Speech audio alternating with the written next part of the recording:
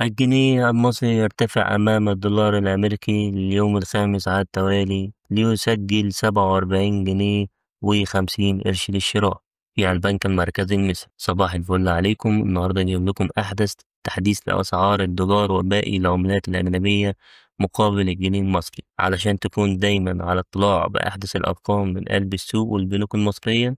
يلا بينا نشوف الأسعار.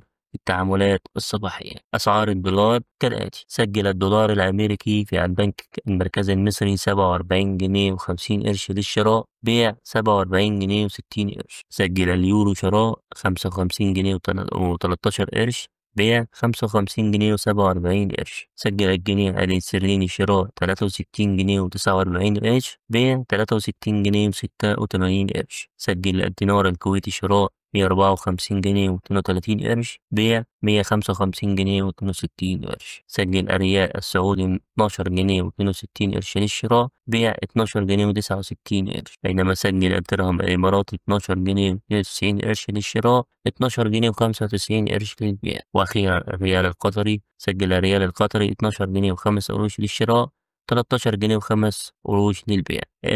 العملات دي بتعتبر من أهم العملات اللي بيتعامل بيها السوق المصري، خصوصا للمسافرين أو اللي عندهم تعاملات تجارية أو حوالات برا مصر. وبكده نكون أنهينا حلقة النهاردة عن أسعار الدولار والعملات في مصر. متنسوش تدعمونا بلايك وتشتركوا في القناة عشان يوصلكم كل جديد وتفعلوا زر الجرس.